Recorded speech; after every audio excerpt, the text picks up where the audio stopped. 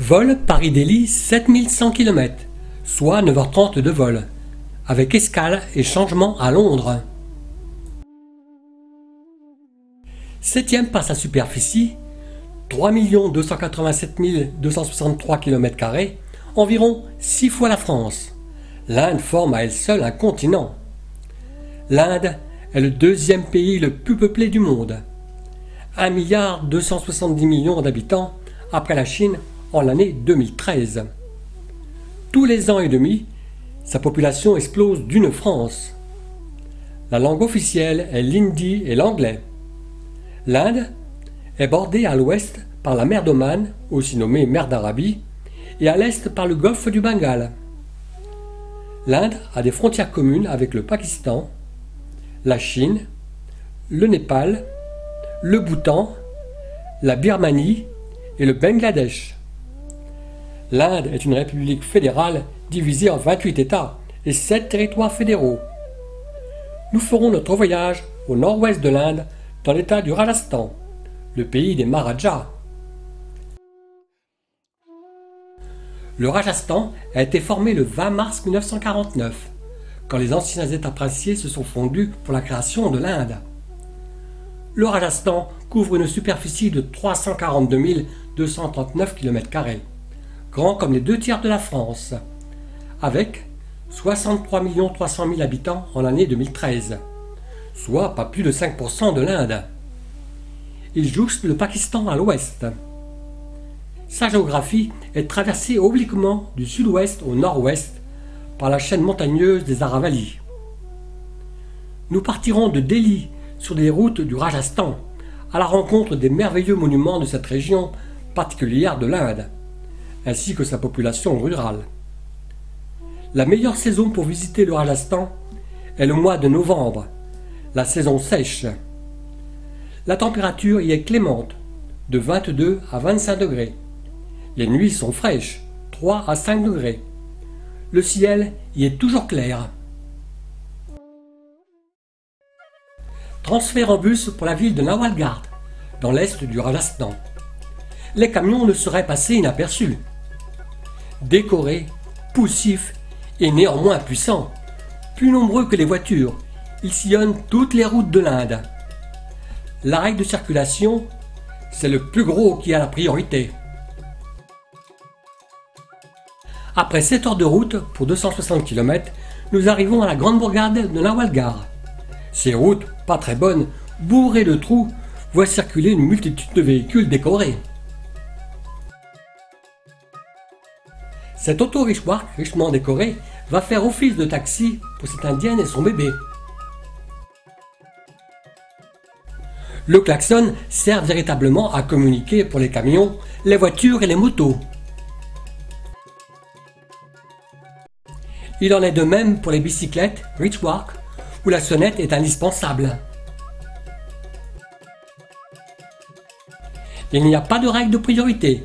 Il est possible de doubler par la droite ou par la gauche indifféremment. Il n'est pas rare de voir des vaches sacrées déambuler dans la rue. Transport de marchandises.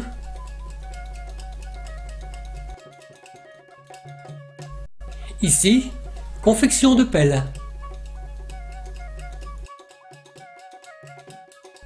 Un attelage.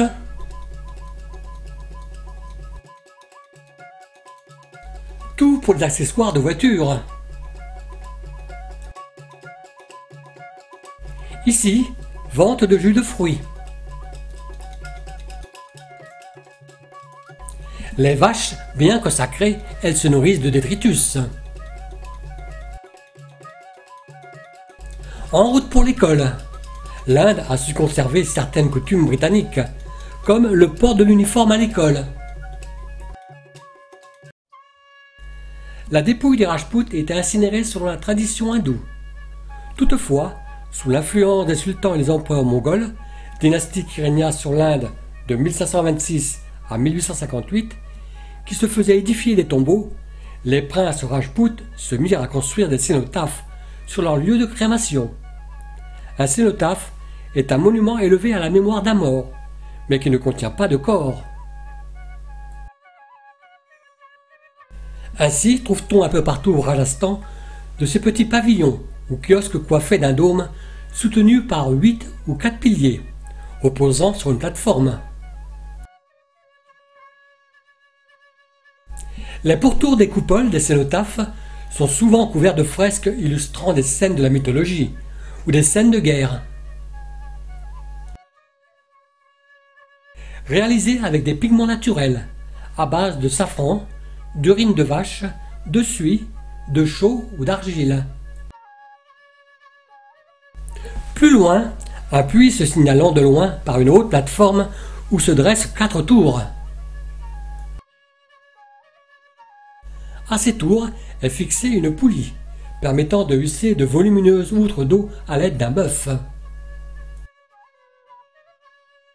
À côté, 2 charmantes indiennes sourient aux touristes. L'Indien, chevauchant sa moto, va avec ses bidons collecter le surplus de production de lait des petits paysans.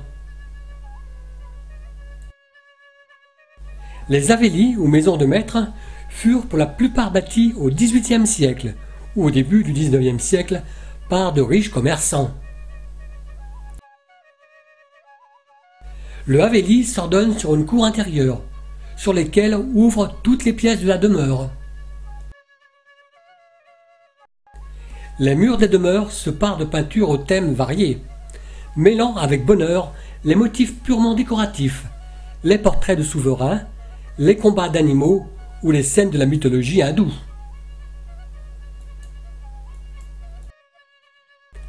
Première cour intérieure d'un haveli, où une profusion de fresques s'offre à nous.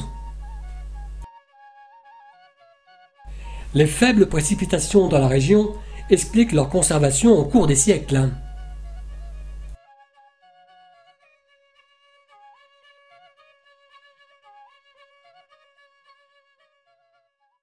Ici, sur sa moto, un collecteur de lait. Un réparateur d'appareils informatiques.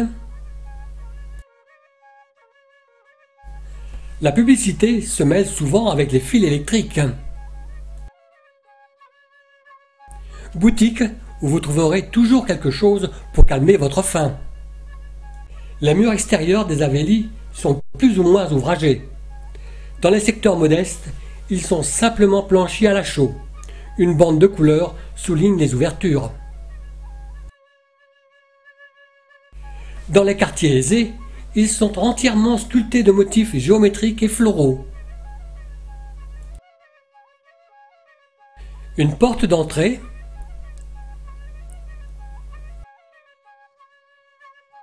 en haut à gauche, le signe de la Swatika, symbole religieux de l'Inde, qui consiste en une croix gammée à l'envers, à branches égales, signe de porte-bonheur.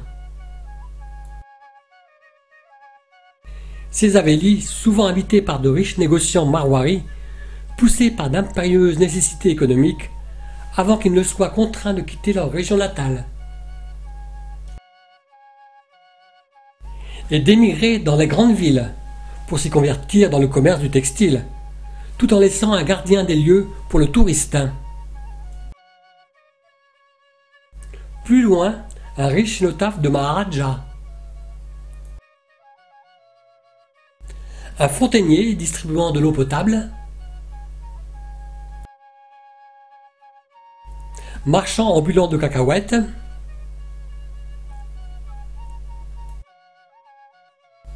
Commerce ambulant de légumes et de fruits. Le tuk-tuk fait office de taxi.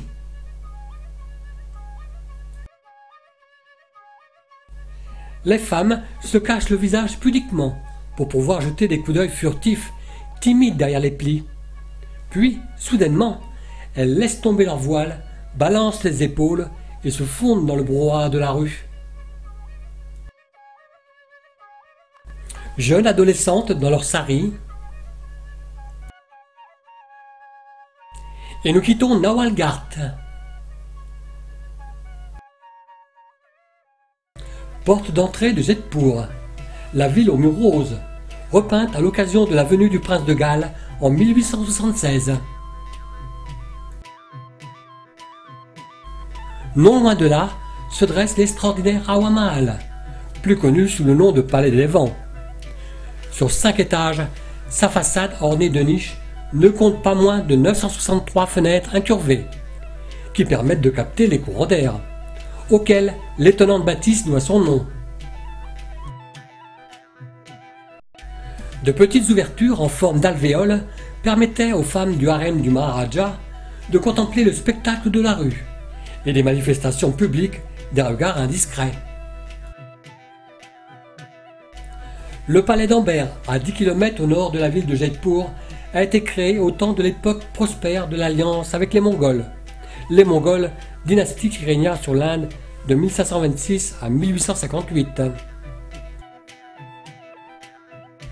Au pied de la montée du palais Amber, un troupeau d'éléphants attendent leurs clients.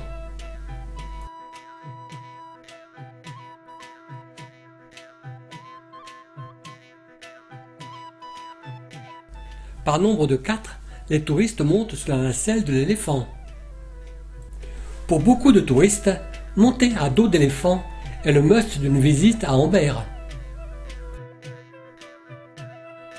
Décoré et carapassonné comme un jour de fête, l'énorme animal vous emmènera lentement, vous permettant d'admirer tranquillement le paysage.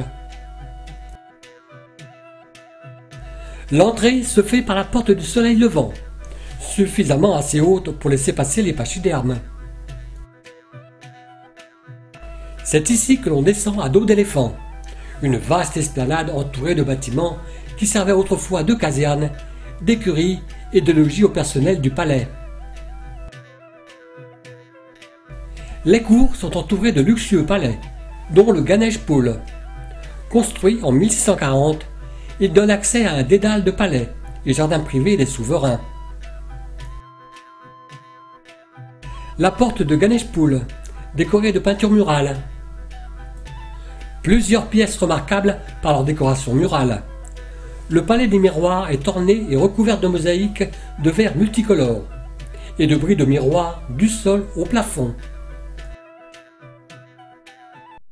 On y allumait des lampes à huile qui se réfléchissaient dans les miroirs et réchauffaient la pièce. Le Zenana, où s'étend le jardin des femmes, au motif géométrique perse. Tout autour, 3 chambres, une pour l'été, une pour l'hiver, l'autre pour la mousson. En contrebas du palais, un jardin mongol baigne dans le lac Mohal, source d'approvisionnement en eau potable du palais. Le palais Amber se dessine harmonieusement sur cette falaise.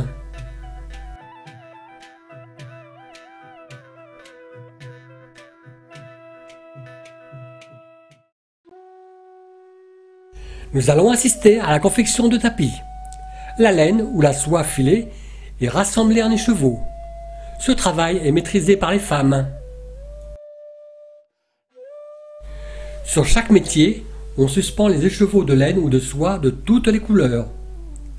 Le noueur suit alors les instructions de la couleur du nouage, dictées par une personne. Le tapis est noué traditionnellement à la main à l'aide de crochets. Quand le noueur a terminé une rangée de nœuds, il passe un fil transversal appelé trame. Une fois coupés, les nœuds deviennent le velours du tapis. Ensuite, se fait le redressage des fils.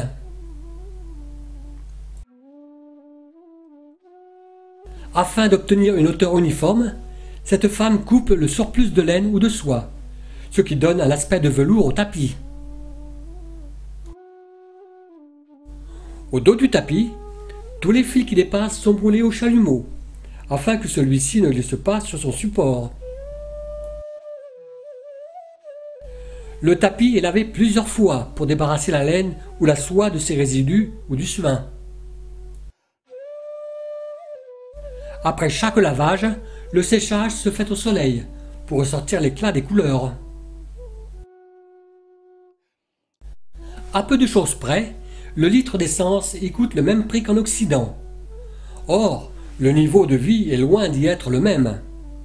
On mobilise donc tout ce qui, hommes ou animaux, permet de transporter en consommant autre chose que de l'essence. Ici, des éléphants. Le Jai Mahal, le palais d'été des Maharajas de Jaipur, sur le lac Sagar. Nettoyage du lac Sagar par les agents communaux. La cérémonie de mariage en Inde est une des plus anciennes traditions de la culture indienne. Les palais sont transformés en lieux de réception. Les mariés et les invités arriveront dans la soirée. Une préparation s'impose pour leur venue. Ici, des plats élaborés de différentes cuisines seront servis. Les touristes sont les bienvenus dans toute cette préparation. Sous verre, la plus grande jarre en argent au monde, d'une contenance de 4000 litres.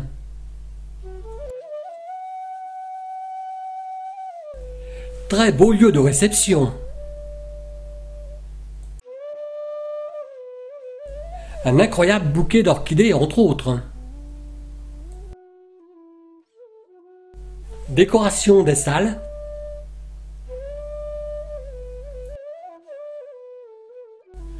Le moyen de transport indien par excellence. Pratique pour se déplacer en ville et aux alentours. Le rickshaw. Non, ce n'est pas une vache errante. Le soir, elle rentre au domicile. Elle appartient à une famille. Ce soir, nuit sous tente, à 2 pas de Pushkar, où a lieu la foire aux chameaux. Nos tentes pour 2 nuits. Ce soir, soirée folklorique, avec les danseuses Camellia.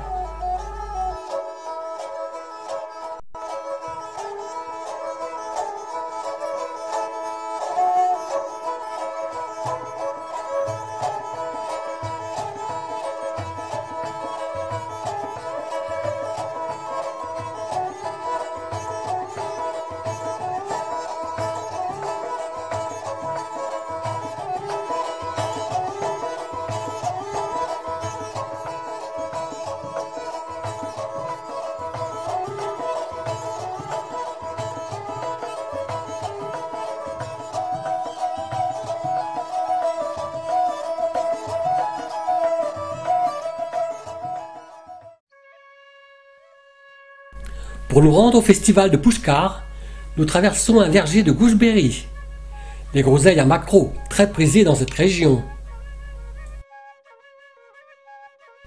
Les groseilles à maquereau ont les mêmes vertus que les groseilles ordinaires. Elles se consomment crues ou cuites. Fruit d'une haie.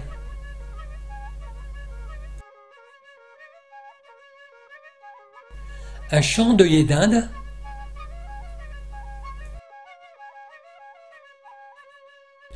Sur notre droite, un teck fournissant un bois dur et imputrescible. Des bougainvilliers.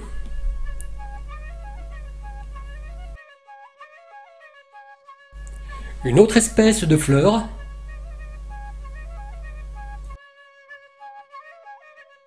Pushkar est connu pour sa célèbre foire aux chameaux. Le chameau s'appelle Raja. C'est en fait un dromadaire. Le chameau possède 2 bosses. C'est une bête d'endurance légendaire qui peut porter une charge de 250 kg à 120 km de distance sans avoir besoin à se désaltérer ou de se nourrir. Le terrain de foire prend vie avec les vibrantes couleurs du Rajasthan. Un charmeur de serpents à l'aide de son instrument de musique, le punji. Les professionnels des foires montent des tentes, des échoppes aux meilleures places de l'entrée. C'est la fête et on donne donc le droit, au même titre que les épouses et les jeunes filles, à un maquillage en règle. Collier de perles autour du cou, fleurs dans les naseaux, taches de couleur noire sous la tête et le cou. On remarque le signe de la swastika sur le flanc de ce chameau. Vente de canne à sucre.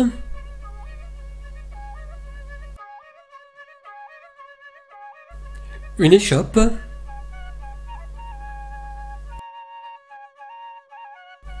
Le turban est un élément essentiel du vêtement de l'homme. La vie rude du désert ride à l'excès le visage des gens. En attendant de faire affaire, parez pour un tour de dromadaire.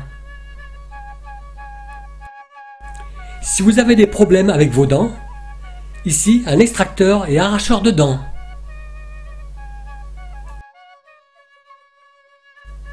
Le service de nettoyage.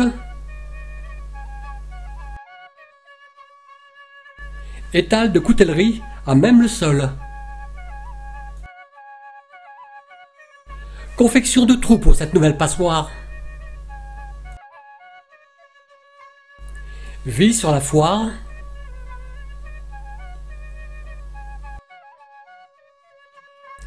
Il n'est pas rare de voir une vache couchée au milieu de la chaussée. Jeune femme en sari. Portage du bois pour cet homme.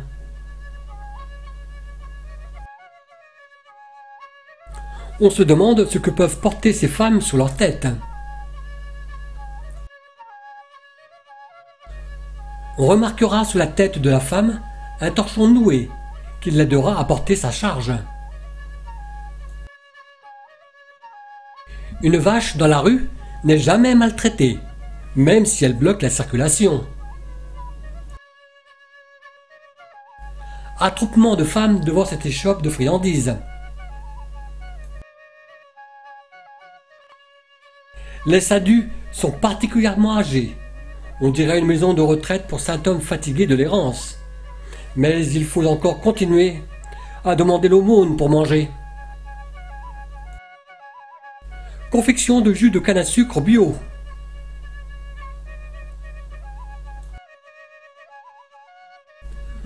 Beaucoup de touristes se fondent avec les Indiens de différentes castes. Vente de gooseberry, groseille à maquereau, chou-fleur, cacahuètes. Le lac sacré de Pushkar est l'un des plus anciens lieux de pèlerinage de l'Inde. Brahma, le créateur, pour tuer le démon Waranab qui ravageait la région, lança une fleur de lotus qui tomba, rebondit 3 fois à terre pour tuer le démon Waranab. Dès lors, à chacun des points touchés par la fleur de lotus, jaillirent miraculeusement 3 sources qui créèrent le lac. Aujourd'hui, afin de se purifier, les pèlerins font leur ablution sacrée. Pour de nombreux pèlerins, ce sera le plus important pèlerinage de leur vie. Il n'est pas rare de voir une femme vendre des poignées d'herbes fraîches que les passants achètent pour offrir aux vaches. À l'aide de cette palanche artisanale, cette femme transporte dans un couffin son bébé. Confection de beignets. Vente de noix de coco. Et nous retrouvons à nouveau la foire aux chameaux. Des tours de charrette sont proposés aux touristes. Les étalons, le marwari, une race chevaline originaire de cette région de l'Inde, fait partie de la foire. Le marwari est considéré comme l'un des plus beaux chevals au monde. Connu pour ses oreilles étrangement incurvées vers l'intérieur en forme de croissant de lune, une particularité chez les équidés. Les robes claires sont réputées porter bonheur, mais sont rarement acceptées dans le registre de la race. Le marwari est utilisé pour l'équitation, le bât, la traction légère et les travaux agricoles. Préparation de tiges de canne à sucre pour la vente. Jus d'orange pressé. Plus loin, vente de cacahuètes. Nous allons assister au chargement de ce dromadaire dans ce camion. Une à une, ses pattes vont être pliées et attachées. Ses quatre pattes sont maintenant pliées et attachées. Il est maintenant tiré à l'aide d'une corde dans la benne du camion. Il ne pourra ainsi pas voir ce qui se passe à l'extérieur. Nous partons à notre tour pour un tour de charrette en direction de la foire de Pushkar. Un immense rassemblement de dromadaires dans la plaine des sables. 10 à 20 000 têtes sont présentées lors de cette manifestation, la plus grande au monde. Le tracteur Massey Ferguson rappelle la colonisation anglaise. Les manèges forains font partie de la foire. La jeune équilibriste aussi.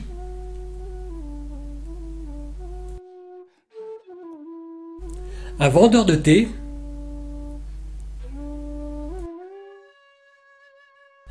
Remarquez le torchon enroulé sur sa tête pour porter une charge. Les charrettes se faufilent dans les allées.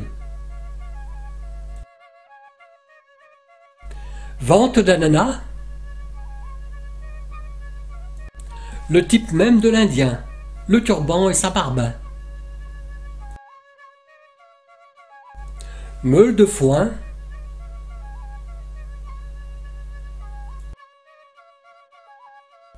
Cette vache, avec ses belles cornes et belles bosses, est un beau spécimen. Ces indiennes travaillent en sari sur le chantier pour la réfection de cet ouvrage. Commerce de tout genre. Le train traversant l'état du Rajasthan. Le long de la route, vente de fruits par ces indiennes. Vente de pommes cannelle.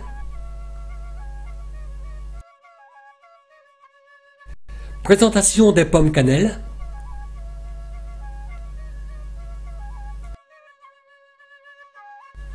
Toute la famille est présente. Au départ de notre randonnée dans les monts Aravalli, ces vaches ont une marque de peinture bleue sur leurs cornes, afin de reconnaître le troupeau pour son propriétaire. Irrigation au moyen d'une noria.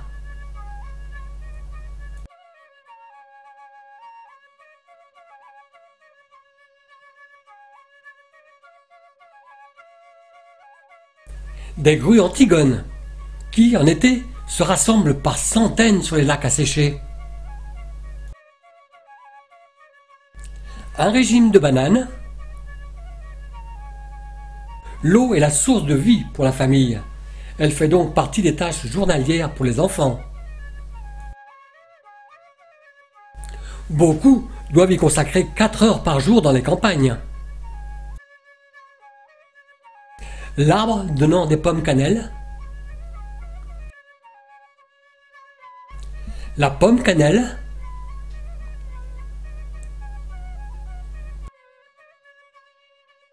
Les monts Aravalli partagent le Rajasthan en deux.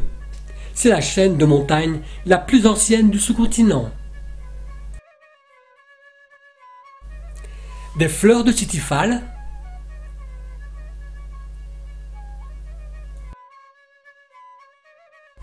L'arbre, le grulard.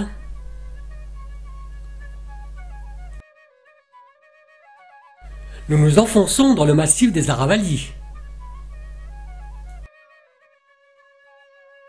Le langour Hanuman est un singe au pelage blanc-gris. Il a la tête d'un noir de geille, aux membres longs et minces, et aux doigts effilés. Ils se nourrissent de feuillage. Nous marchons dans cette jungle. Une petite pause est la bienvenue.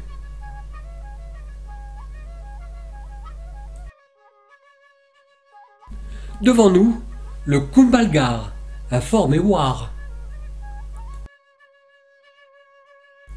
Kumbhalgarh a été construit entre 1443 et 1458 par le souverain Rana Kumbha et agrandi dans les années 80.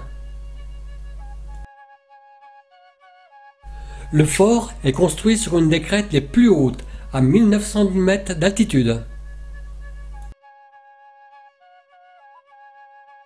Les fortifications du fort s'étendent sur 36 km.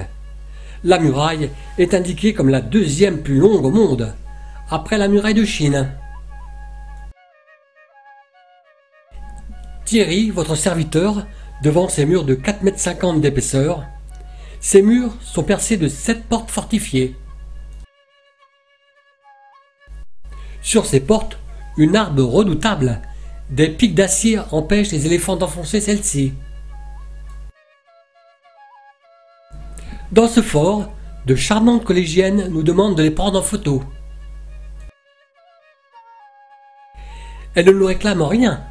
Elles veulent juste les voir sur notre écran d'appareil photo. Alors, à ce moment-là, elles rient aux éclats. Ici aussi, on y trouve des singes langours Hanuman. Massif de bougainvilliers et de lauriers roses. Fleurs de bougainvillier.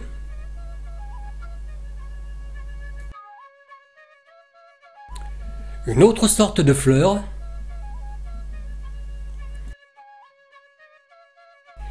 Culture de sorgho.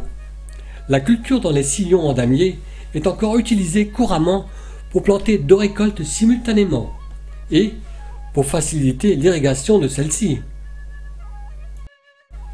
Les Aravallis sont une chaîne de montagnes de faible hauteur, de 300 à 1700 mètres d'altitude. Elles sont peu peuplées. Les Jains, membres d'une communauté, le jainisme, dont le principe de base est le respect absolu de la vie, et donc la pratique de la non-violence, apprécient les hauteurs et établissent leur temple. Un ermite qui a fait le serment de ne pas parler ni regarder les gens. Au cœur des monts Aravalli, dans cette clairière, les sanctuaires Jains de Ranakpur. Le plus beau de tous est certainement le temple d'Atinatha, étourdissement de labyrinthe de marbre. Il y eut une restauration fidèle à la fin du XIXe siècle, où les artisans travaillèrent exactement comme au XVe siècle. Pour la visite du temple, le rituel de quitter nos chaussures se fait. Une tenue décente est exigée. Aucun objet en cuir n'est admis. Le temple d'Atinatha renferme un foisonnement de colonnes et de piliers en marbre. On en compte 420. Sur les piliers, les motifs floraux stylisés et volutes l'emportent sur les personnages. À la sortie, nous sommes pantois devant toute cette richesse de ce temple. Des caroubes, fruits du caroubier, comestibles et antidiurétiques. Les terres sont irriguées grâce à cette noria, actionnée par les bœufs attachés au bras de celle-ci. Les enfants remplissent en eau leurs jarres en étain tout en s'amusant.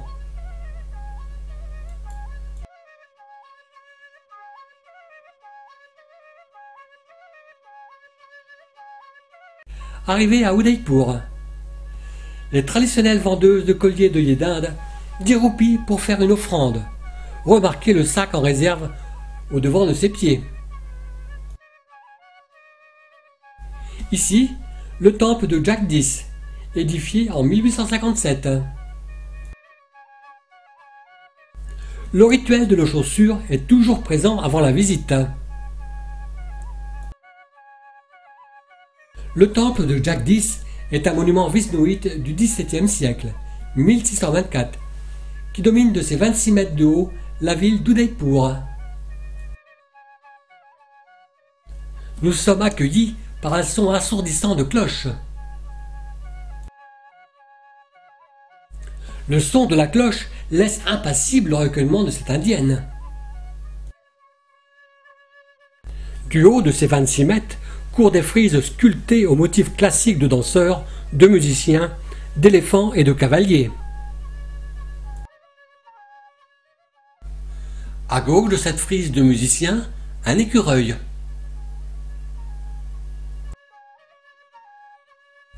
Un fidèle croyant exauce ses vœux, avant d'aller voir la statue de Jagannatha, une forme de dieu Vishna, taillée dans une pierre noire et vénérée dans le sanctuaire. Building indien de la City Palace, un complexe de plusieurs palais situé dans la ville d'Udaipur. Porche d'entrée d'un palais de la City Palace. Chaque après-midi, avant le départ des touristes sur le lac Pichola, la musique de la ville donne une aubade à l'aide de ses cornemuses. Dans le bateau pour la visite, nous sommes attifés de gilets de sauvetage. Jack Niwas, ou lac Palace, construit sur une île entre 1734 et 1751. L'ancien palais d'été du Maharaja Jack Niwas est aujourd'hui l'un des plus grands hôtels de luxe du monde. Dans les eaux du lac Pichola se mire un palais de contes de fées, le City Palace. Le City Palace est un ensemble complexe de palais. Sa façade mesure 244 mètres de long et 30 mètres 40 de haut. Les différents bâtiments ont été construits sur une longue période, à partir de 1559, par 76 générations Rajput. L'ensemble regroupe 11 petits palais distincts. Il est construit entièrement en granit et de marbre. Une partie des intérieurs est ouverte à la visite, City Palace Museum. Une autre est occupée par l'ancienne famille royale. Une troisième abrite 2 hôtels de grand luxe. Pêche au filet sur le lac Pichola. Bateau pour touristes plus fortunés. Soirée musique et danse folklorique pour ces danseuses billes.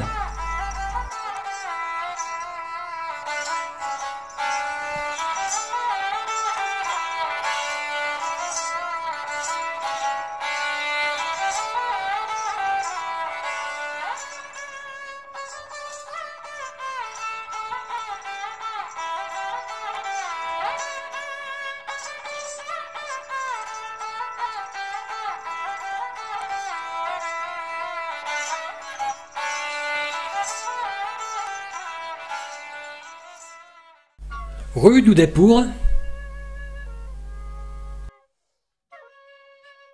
marchand ambulant de cacahuètes grillées.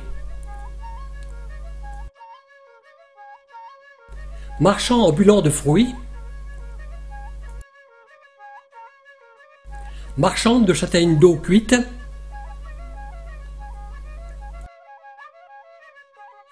Ces châtaignes d'eau sont cuites lorsqu'elles sont trop mûres. Pour la vente, les cacahuètes sont mises dans ces cornets de papier journal.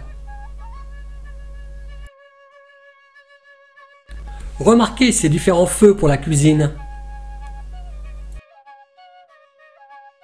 À 120 km au nord-est d'Udaipur, Chittorgarh, la plus grande citadelle de l'Inde, se dresse en sentinelle sur son socle rocheux, haut de plus de 160 mètres. Celle-ci a été assiégée 3 fois par les conquérants musulmans, en 1503, 1535 et 1561. Et chaque fois les défenseurs pratiquèrent le johar des femmes et des enfants, soit l'immolation en masse par le feu, pour les femmes qui refusèrent de s'offrir à l'ennemi. Tour de la victoire de Chittorgarh, construit entre 1442 et 1449, en commémoration de la victoire sur les musulmans. C'est à moitié recroquevillé que nous montons au sommet de la tour. À la sortie, un singe langouna. Maman et son petit.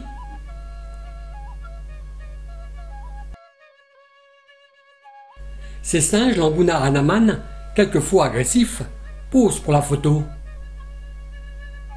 Nous arrivons sur la ville de Bundi. Ici, un collecteur de lait sur sa moto. Porte fortifiée de la ville de Bundi. Scène de rue. On remarquera les fils électriques au-dessus de nos têtes. Qui veut un verre de thé?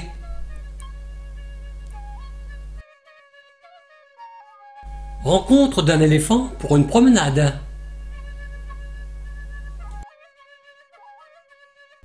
Boutique d'instruments de musique.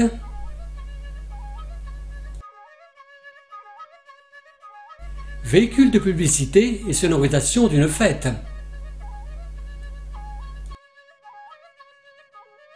Un salon de coiffure.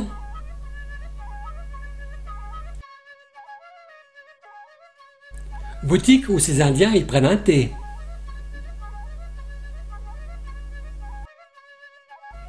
Préparation de denrées culinaires.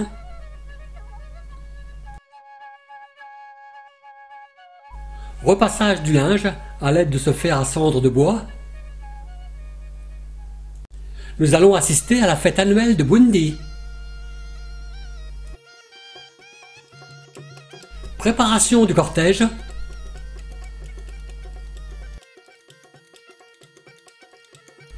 Charmante indienne dans leur costume de fête.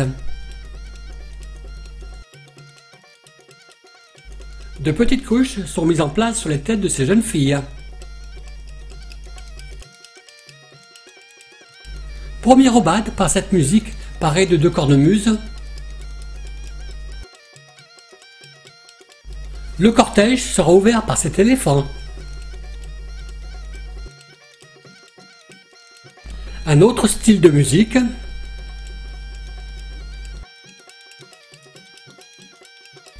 Départ de nos jeunes indiennes pour le défilé dans les rues de Bundi.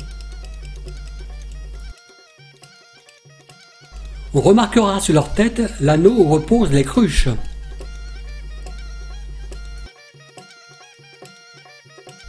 Des démonstrations de danse font aussi partie de la fête.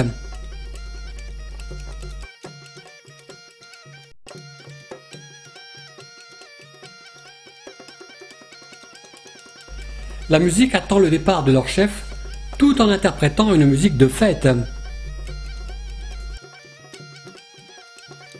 Et là, toutes les musiques s'y mettent. Ces Indiens sont parés de leurs turbans.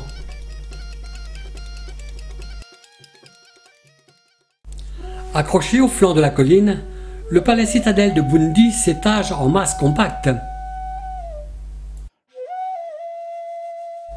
Le palais Bundi peut laisser imaginer les jardins suspendus de Babylone, dont l'édification eut lieu en 1660.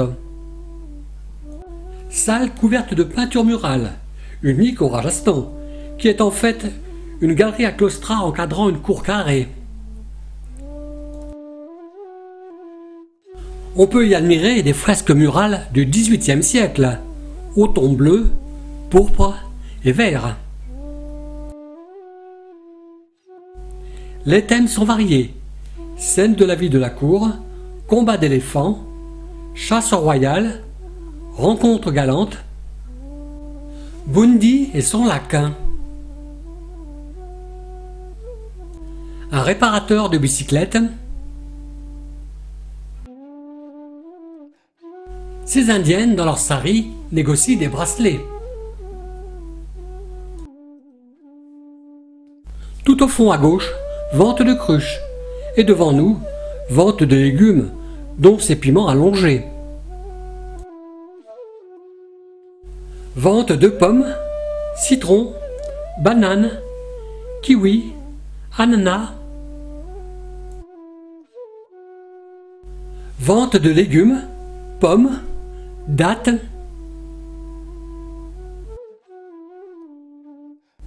Noix de coco, ananas, citron, bananes, pommes, pomme cannelle, date. Et maintenant, un réparateur et extracteur de dents. Ces outils, seringue, fouloir, porte-empreinte, d'évier,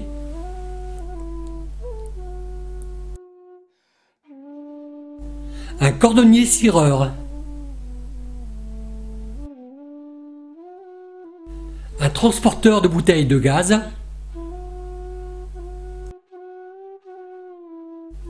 moyen de transport,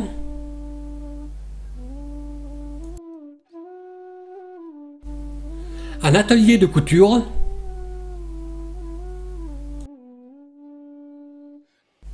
différentes denrées.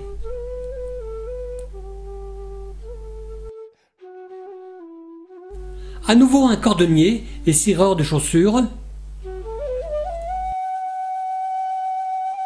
Vente de châtaignes d'eau cuite.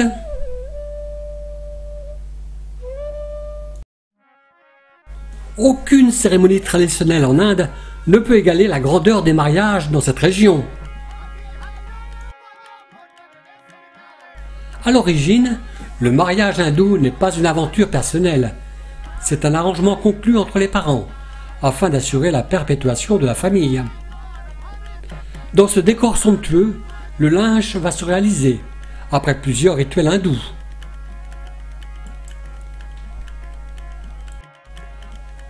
Le marié, habillé comme un maharaja, arrive avec son épouse. Les hommes aiment à épouser des jeunes femmes de plus modestes conditions.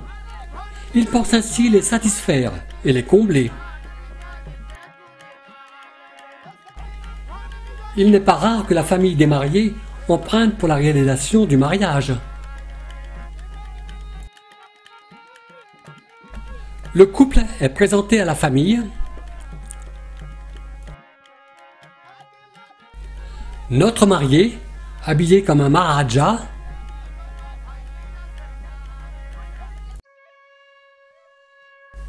maintenant, atmosphère livre de la jungle garantie dans la réserve de Ranthambore.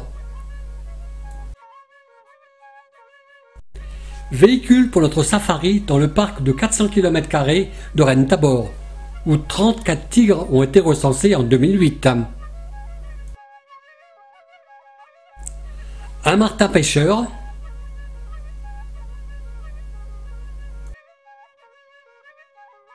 le Ceraxis mâle est le cervidé le plus commun de l'Inde.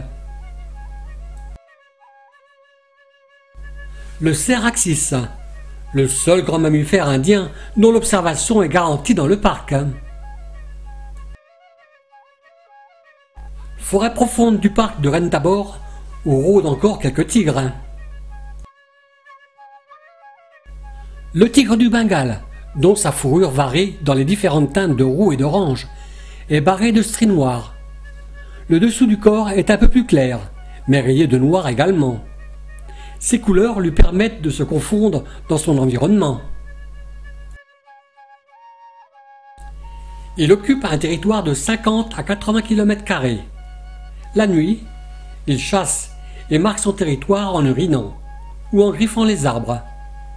En journée, il se déplace pour aller boire. Un cerf sambar femelle, de la famille des cervidés.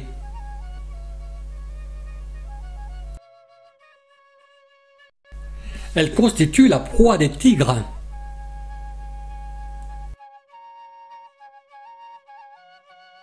Splendide région, havre de fraîcheur à 2000 mètres d'altitude.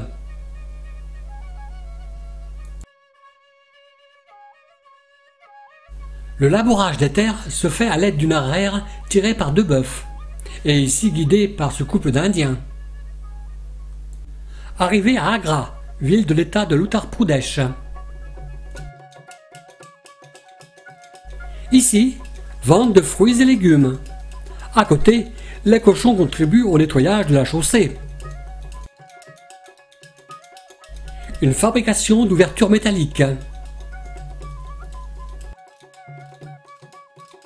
Des boutiques de toutes sortes s'offrent à nous.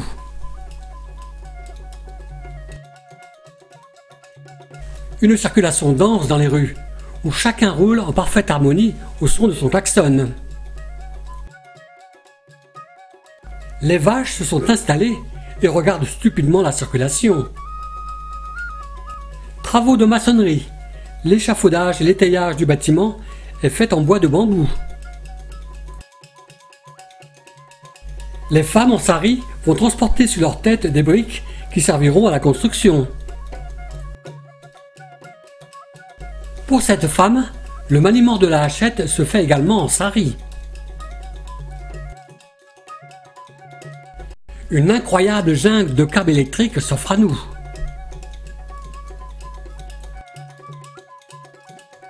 Transport à l'aide de ce dromadaire.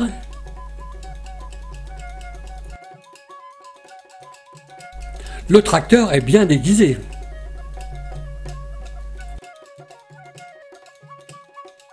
En contrebas, des ateliers.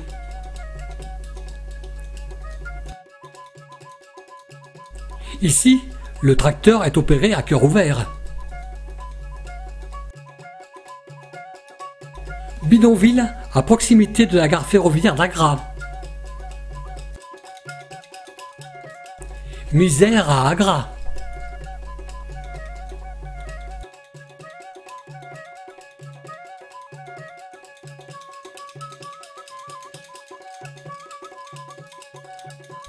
Fabrication de tapis artisanal à Agra.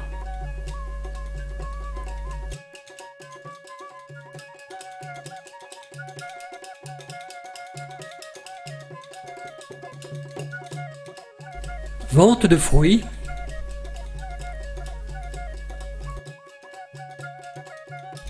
Vente de châtaignes d'eau douce toutes fraîches.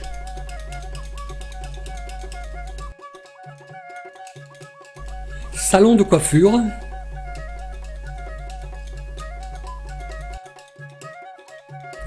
Une échoppe ambulante.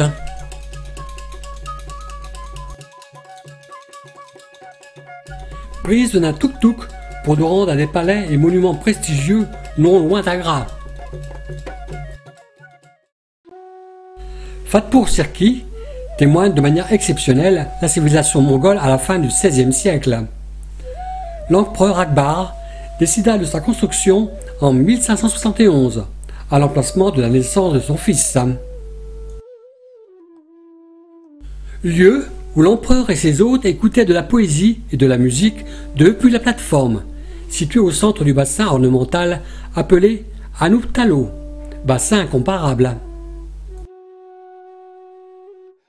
Du fait de la piété de l'empereur Akbar, Fatpur Sirki comporte beaucoup de monuments religieux et votifs. La grande mosquée Jama Masjid, construite pour l'une de ses femmes, est l'une des plus spacieuses de l'Inde, pouvant accueillir environ 10 000 fidèles. À proximité, le Fort Rouge, monument significatif du XVIIe siècle mongol, est une puissante citadelle de grès rouge enserrant dans son enceinte de 2,5 km de périmètre la ville impériale. Dans l'enceinte de Fort Rouge, le palais Jahangir, érigé par le grand moghol Shah Jahan, en mémoire de son épouse bien-aimée Mumtaz Mahal, qui mourut en 1631 et donna son nom au mausolée, le Taj Mahal. Le matériau du bâtiment, un marbre blanc de haute qualité. Le mausolée en marbre blanc est remarquable par la perfection de ses proportions et le raffinement de sa décoration, motifs floraux ou géométriques et calligraphiques. Il incarne le sommet de l'architecture et des arts décoratifs de la période mongole. Fin de notre voyage au Rajasthan.